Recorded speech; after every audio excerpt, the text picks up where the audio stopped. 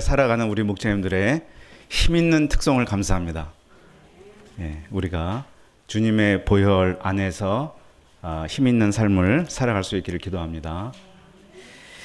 자, 오늘 마태복음 네 번째 말씀 제목은 너희는 세상의 소금이요 빛이라. 자, 요절을 13절 14절로 잡아봤는데 다 함께 한번 읽어보겠습니다. 시작. 너희는 세상의 소금이니 소금이 만일 금맛을 잃으면 무엇으로 짜게 하리요? 후에는 아무 쓸데없어 다만 밖에 버려져 사람에게 밟힐 뿐이니라. 너희는 세상의 빛이라. 산 위에 있는 동네가 숨기지 못할 것이요. 아멘. 하나님 아버지 감사합니다. 이 시간 귀한 예배 허락하여 주시고 주님 앞에 나오게 하심을 감사합니다. 주님의 말씀을 듣게 하시고 주님의 임재를 경험하는 시간 되게 도와주시고 주님이 우리의 영혼의 모든 양식과 필요를 채워주심을 깊이 체험하는 시간 되도록 도와주시옵소서. 2000년 전 제자들에게 산 위에서 말씀을 선포하셨던 것처럼 이 시간 이 자리에도 함께 하셔서 우리에게 선포해 주시기를 간절하게 기도합니다. 감사하며 예수님의 이름으로 기도합니다. 아멘. 자, 너희는 세상의 소금이요 빛이라. 이렇게 예수님이 선포하시는데 예수님이 제자들에게 원하시는 삶, 세상의 소금이요 또 세상의 빛으로 살아가는 삶이라는 걸 알 수가 있습니다. 자, 소금과 빛은 어떤 존재인가? 소금과 빛. 소금. 설탕과 고춧가루 없이는 살아도 소금 없이는 살 수가 없습니다. 그죠? 그건 분명한 사실이에요. 소금, 우리 인체에도 바닷물에도 어디에나 가장 중요한 소금이죠. 6개월 동안 밤이 지속되는 위도가 높은 지역에 사는 사람들은 인위적으로라도 빛을 만들어서 이렇게 몸에 쬐어야 살아갈 수가 있어요. 그죠? 너희는 세상의 소금이요 빛이라 하는 이것은 없어서는 안 돼. 생명을 위해 가장 필요한 존재가 너희들이라는 거예요.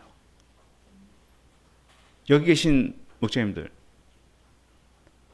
그렇게 생각해 본 적 있어요? 내가 이 세상이 유지되기 위해 이 세상의 생명을 위해서 가장 필요한 존재가 나라고 생각해 보신 적 있어요? 예, 감사합니다. 예, 감사합니다. 예. 그래요. 우리의 진정한 자부심과 자존감의 근거가 이 예수님의 말씀이죠. 그래서 우리가 우리를 향해서 너희는 세상의 소금이요 빛이다 하시는 이 말씀 위에 우리 삶의 모든 자부심과 희망의 근거를 둘 수 있기를 기도합니다. 자, 오늘 말씀 어떻게 시작되냐면 예수님이 무리를 보시고 산에 올라가 앉으시니 제자들이 나왔다. 이렇게 시작을 하죠.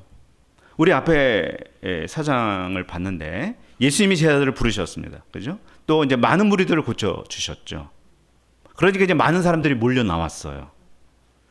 이제 예수님은 계속 몰려 나오는 그들을 보고 산에 올라가 앉으신 것이고 거기에 제자들이 나왔다. 이렇게 이제 말씀이 되고 있는 거예요. 자, 예수님이 앞에서 무슨 말씀하셨냐면 제자들한테 너희는 사람을 낚는 어부가 되게 하리라 이랬잖아요. 내가 너희로 사람을 낚는 어부가 되게 하리라 이렇게 말씀하셨단 말이에요. 그러면 이제 많은 무리들이 몰려왔어요. 그러면 이제 이들을 잘 낚아서 천국으로 잘 들어가도록 도와주는 어떤 그런 말씀을 가르쳐야 할 것 같은데 그런데 예수님은 오늘 말씀 보면 먼저 8가지 복에 대해서 말씀을 해주세요. 왜 그러시는가? 뭐가 진짜 복인지를 알아야 그 복을 주는 천국으로 사람들을 자신 있게 초청할 수 있지 않을까? 그잖아요. 자, 여러분은 무엇이 복이라고 생각합니까? 무엇을? 어떤 한 분에게 무엇이 복이라고 생각하세요? 라고 물으니까 그냥 이렇게 얘기하더라고요. 아주 그냥 바로 나왔어요. 하는 일마다 잘 되는 거예요. 그냥 단순하면서도 진짜 전국을 찔렀다 하는 생각이 드는데 그치. 하는 일마다 잘 되는 거. 그거 참 복이죠. 예를 들어서 수험생활 1년 만에 고시에 붙었다. 아파트 구입 1년 만에 아파트 가격 3배 올랐다. 공부만 하면 장학생이 되고 사업만 하면 떼돈이 굴러오고 유튜브 하나 찍으면 하루에 100만 조회수를 찍고 부럽지 않습니까?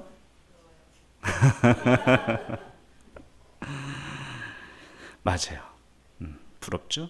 그럼 2000년 전 당시에는 뭘 사람들이 부러워했는가? 뭘 부러워했을 것 같습니까? 성경에 나와 있어요. 사도행전 22장에 보면은 예루살렘 천부장이 사도 바울을 구금하여서 채찍질을 해라라고 하는 장면이 나오거든요. 근데 그때 바울이 무슨 말을 하냐면 당신이 죄도 정하지 않고 로마 시민권자를 이렇게 대하는 게 합당하냐 이렇게 얘기를 하니까 그 말을 듣고 천부장이 깜짝 놀래요. 로마 시민권자였어? 난 그거 많은 돈 주고 샀는데 태어날 때부터 로마 시민권자였어? 하면서 부러워하는 장면이 나와요. 2000년 전에는 로마 시민권자를 가지고 있는 사람이 최고의 복이었어요. 우리나라도 한 3, 40년 전 미국 시민권을 갖고 있으면 복이었다 생각할지 모르겠지만 지금은 물론 아니겠지만 2000년에는 그게 굉장히 복이었어요. 이스라엘은 무엇을 복이라고 생각했을까? 그런 거죠. 아브라함과 다윗의 직계 순수 혈통, 명문 가문이다. 이거 복이라고 생각했어요. 대제사장이나 바리새인으로서의 신분과 타이틀, 명성을 가지고 있는 거 복이라고 생각했습니다. 자, 그런데 예수님은 무엇을 복이라고 하시는가? 우리가 좋아하는 그 금수저, 은수저, 부모의 재력, 혈통, 신분, 능력, 재주, 운빨 그런 거 복이라고 하시는가? 자, 오늘 말씀 3절부터 보면 첫 번째가 뭐예요? 이게 무슨 말이야? 심령이 가난한 자는 복이 있나니. 심령이 가난한 게 복이래요. 이게 모든 복의 기초고 전제이고 출발점입니다. 심령이 가난한 것을 떠나서 어떠한 복도 거론할 수가 없다. 모든 복의 기초가 심령이 가난한 것. 가난이 뭐냐? 결핍? 부족? 모든 게 필요한 상태가 가난이잖아요. 근데 그게 왜 복이야? 아무것도 없는데. 특히 본문에 가난하다는 이 단어, 극도로 헐벗어 도움받지 않고는 한시라도 살아갈 수 없는 상태를 의미하는 단어예요. 나의 마음과 영혼이 그러하다는 거예요. 야, 이게 왜 복이지?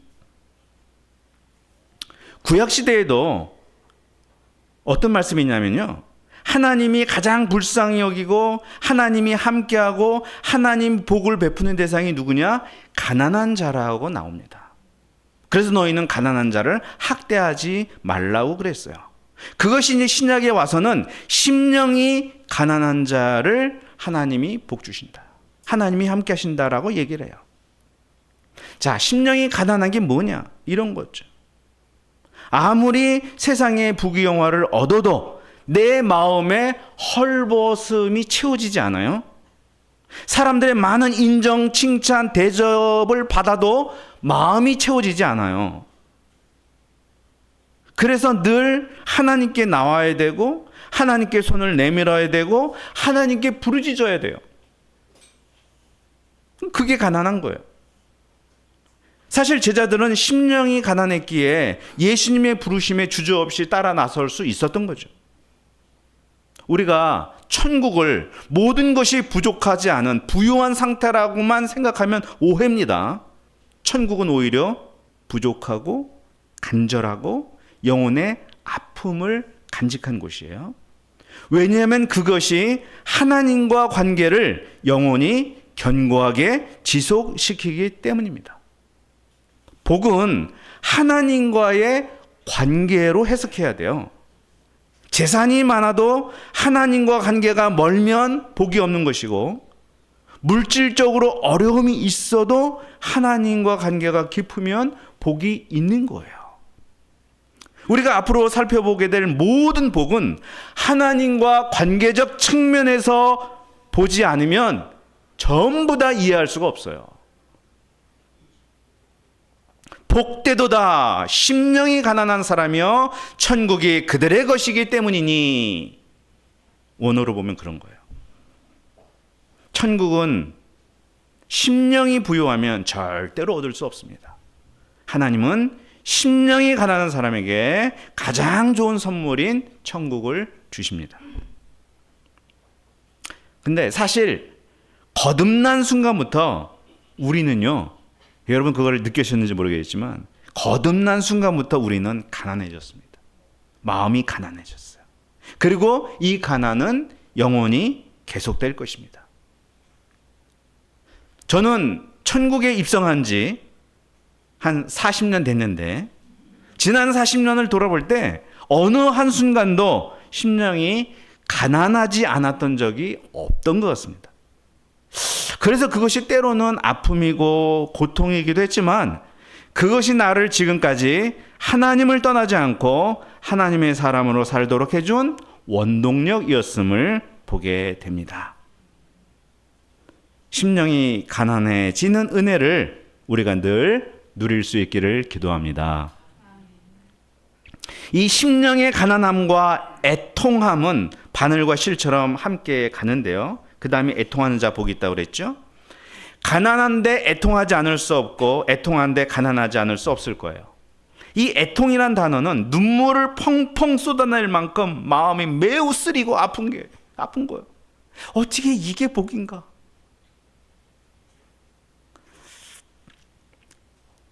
지금 1,500만을 찍었다고 그러는데 왕사남 혹시 안 보신 분 있어요? 안 보신 분도 꽤 되는데 그래도 훨씬 본 분들이 많네요. 왕사남을 보고 전 국민이 울었다고 하죠. 또 단종의 장례를 500년 만에 제대로 치렀다, 뭐 그런 말도 합니다. 울 때 울어야죠. 근데 저는 이렇게 우리 고속도로 많이 다니는데 고속도로 휴게소 남자 화장실을 들어가면 소변기 앞에 이런 글귀가 적혀 있어요. 남자가 흘리지 말아야 할 것은 눈물만이 아닙니다. 저는 그 글귀를 볼 때마다 막 화가 나요. 왜 남자는 울어서는 안 되는 존재라고 강요하는가? 세상에는 남자들에게 원 없이 울 만한 장소가 없다라는 생각이 들어요. 그러다 보니 남자는 항상 눈물을 참고, 그래서 여자보다 암 발생률이 높고, 그래서 단명하지 않나 그런 생각도 들어요. 우리 남자 목사님들 좀 웁시다. 울면 시원한데 본문은 그 정도 차원의 울음을 말하는 건 아니고 나의 모습, 시대의 문제, 하나님과의 관계를 생각하면서 참 애통한 마음이 드는 거예요. 그래서 이 다윗도 눈물이 마를 날이 없었어요. 다윗이 쓴 시편을 보면요, 사실은 찬송시, 감사시보다 더 많이 나오는 게 참회시, 애통시입니다. 그는 즐거움도 많았지만 눈물이 많았던 사람이에요. 참 우리도 여러 가지 문제로 또 나의 실수와 허물로 참 눈물을 흘릴 때가 많습니다. 근데 만일 옆에서 그러길래 왜 그랬어? 좀 잘하지. 이런 말 하면 뭐예요? 이제 염장질 하는 것이죠. 염장질. 가수 윤복희 씨 알죠? 우리 이제 나이 드신 분들은 아는데 우리 젊은 분들은 모를 수 있어요. 가수 윤복희 씨의 18번 여러분이란 노래 아세요? 저는 정말 노래를 잘하면 이 노래를 정말 잘 부르고 싶은데 정말 제가 이 노래를 부를 수가 없어요. 가사만 읊을게요. 가사만. 네가 만약 괴로울 때면 내가 위로해 줄게. 네가 만약 서러울 때면 내가 눈물이 되리. 네가 만약 외로울 때면 내가 친구가 될게. 네가 만약 기쁠 때면 내가 웃음이 되리. 나는 너의 영원한 형제야. 나는 너의 친구야. 만약 내가 외로울 때 누가 나를 위로해 주지? 여러분. 엄청나게 멋있고 노래 진짜 감동적인데 나중에 한번 같이 한번 해보죠. 저는 이 노래 들을 때마다 우리를 향한 예수님의 고백이 담겼다라는 생각이 드는데요. 예수님의 위로를 받는 우리가 또한 서로를 잘 위로해주는 사람들이 될 거예요. 고린도후서 1장을 보면 이것이 잘 표현되어 있어요. 사도 바울이 고린도 교회에 이렇게 얘기하죠. 찬송하리로다. 그는 우리 주 예수 그리스도의 하나님이시요 자비의 아버지시요 모든 위로의 하나님이시며 우리의 모든 환난 중에서 우리를 위로하사 우리로 하여금 하나님께 받는 위로로서 모든 환난 중에 있는 자들을 능히 위로하게 하시는 이시로다. 그리스도의 고난이 우리에게 넘친 것 같이 우리가 받는 위로도 그리스도로 말미암아 넘치는도다. 우리 대학로 공동체도 애통함도 넘치고 더불어 위로함도 넘치는 곳이 될 수 있기를 기도합니다. 천국을 얻고 위로를 받으니 온유해지지 않을 수가 없습니다. 온유라는 것은 물러 터지는 것을 말하지 않습니다. 매우 강력한 힘에서 나오는 절제된 마음, 따뜻하고 부드러운 마음입니다. 거칠고 언성 높고 화 잘 내는 분은 사실 마음이 매우 약한 분입니다. 그리고 위로를 평소에 잘 받지 못하는 분들입니다. 그래서 우리는 목소리 크고 화 잘 내는 분을 볼 때 참 불쌍히 여기고 위로해 주어야 할 것입니다. 이 온유는 뒤에 나오는 긍휼과도 관련이 깊습니다. 온유한 사람의 대표가 이제 구약에 여러 명 나오는데 오늘 창세기 이삭을 예로 들어보죠. 그가 가나안 그랄 땅에서 그곳의 맹주였던 아비멜렉으로부터 무려 4번이나 그가 파는 우물마다 다 뺏깁니다. 파면 엎어버리고 파면 메꿔버리고 당시에는 우물이 가장 중요한 재산 목록 1호였잖아요. 이것을 다 뺏어가고 다 망치는 거예요. 그럼 얼마나 이삭이 화가 나겠어요. 근데 한 번도 싸우지 않고 계속 양보를 합니다. 그건 회피가 아니에요. 회피가 아니고 그 하나님이 약속하신 그 땅을 떠나지 않고자 했던 용기였고 인내였고 믿음이었습니다. 결국 우물을 팔 때마다 계속해서 물이 나오니까 적들은 이삭과 함께한 하나님을 인정할 수밖에 없었어요. 그러자 아비멜렉은 나중에 지발로 찾아와 화친 조약을 청하죠. 이삭은 그 온유함으로 그 지역 맹주를 이겼고 결국 그 지역을 차지했습니다. 그래서 온유한 자가 땅을 기업으로 받는다는 말이 이루어진 것이죠. 온유는 하나님의 위로를 맛본 자에게서만 나올 수 있는 매우 강력한 힘입니다. 여러분들에게도 그러한 힘이 있기를 기도합니다. 의에 줄이고 목마른 것이 이제 복이라고 나오는데 이것도 결국 하나님 앞에서의 마음가짐입니다. 우리는 하나님으로부터 멀어지고 싶지 않고 하나님으로부터 버림받고 싶지 않습니다. 늘 하나님과 친밀하고 바른 관계 속에 살아가고 싶어요. 우리가 하나님과 갈등하고 싶지 않습니다. 사람은 갈등을 견디지 못하는 존재죠.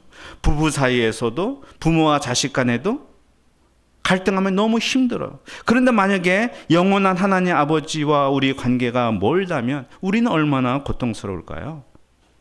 사람은 몰라줘도 하나님은 알아주셔야 되고 사람은 부정해도 하나님은 인정해 주셔야 하는데 나의 최후의 보루이신 하나님이 그러지 않는다면 그 얼마나 나에게 슬픔이고 아픔이겠어요. 그 하나님을 향한 갈망이 떨어질 수가 없어요.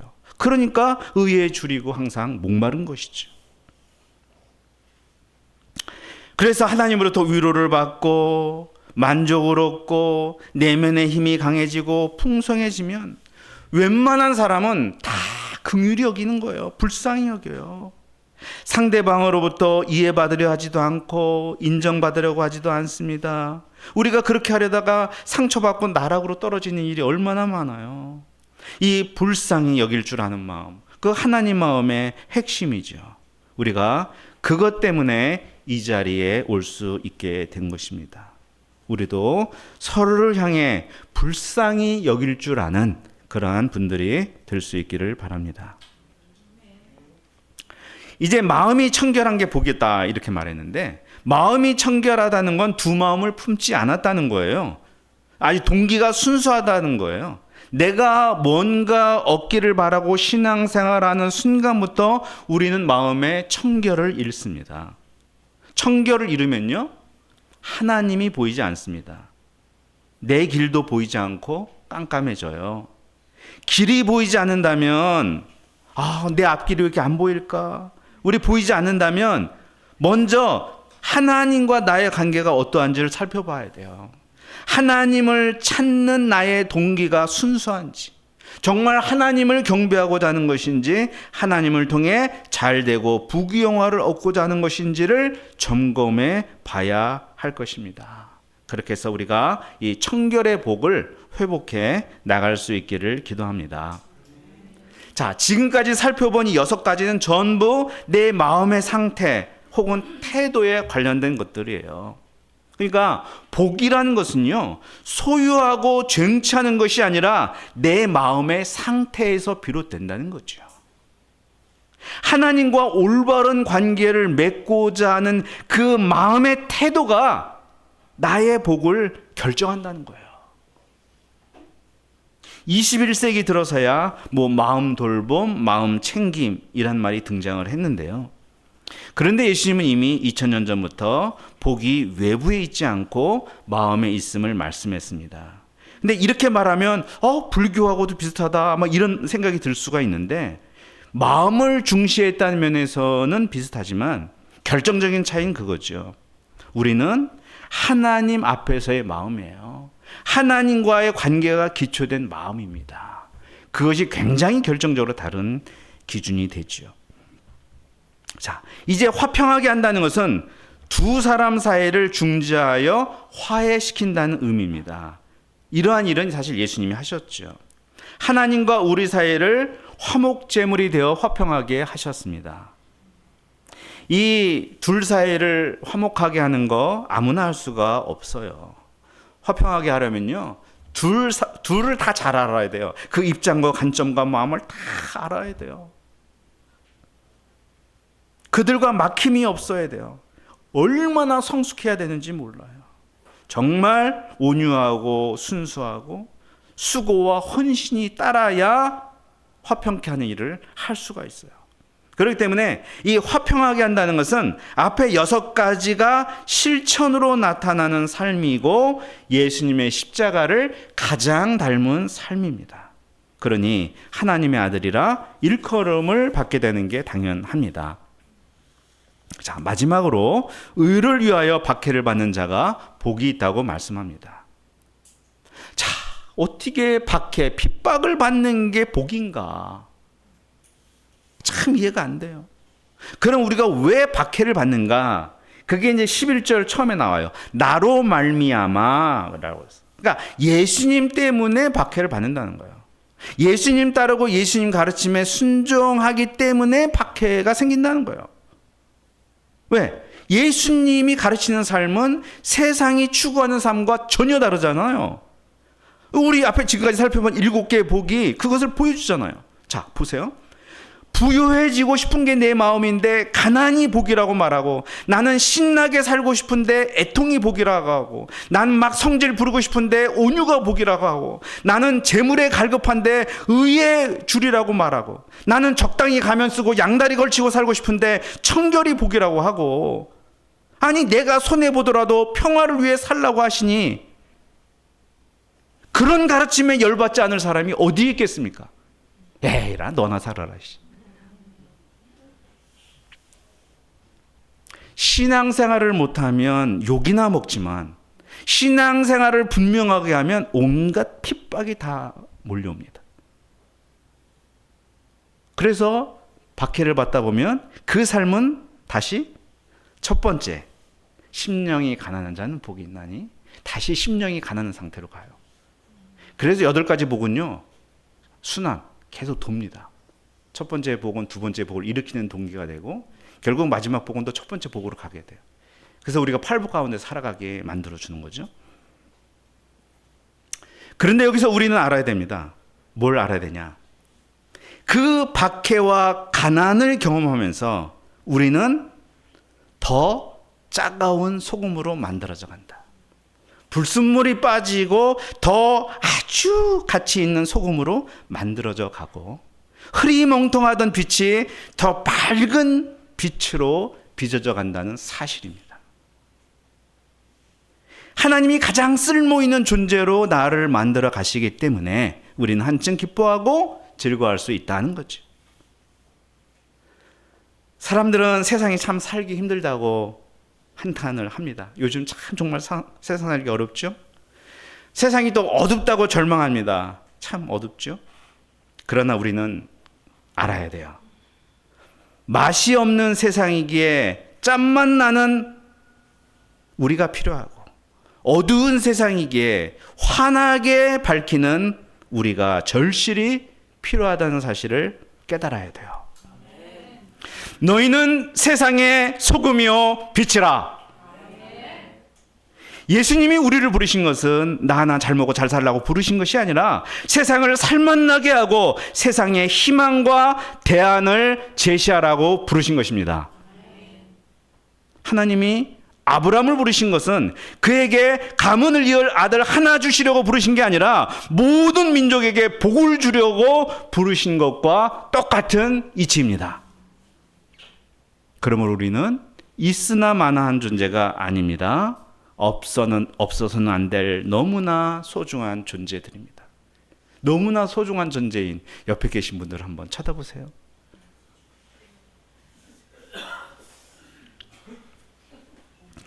그렇게 믿으십니까?